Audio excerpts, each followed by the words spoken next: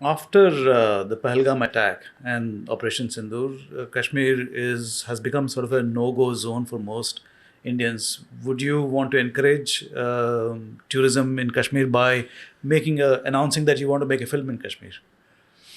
You can, but in a critical moment like that, we postponed even our celebrations. When we didn't resume Thug Life thing till we got a signal from our government and the army.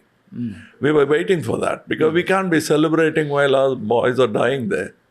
True. So that's my first feeling. I said, art can come later.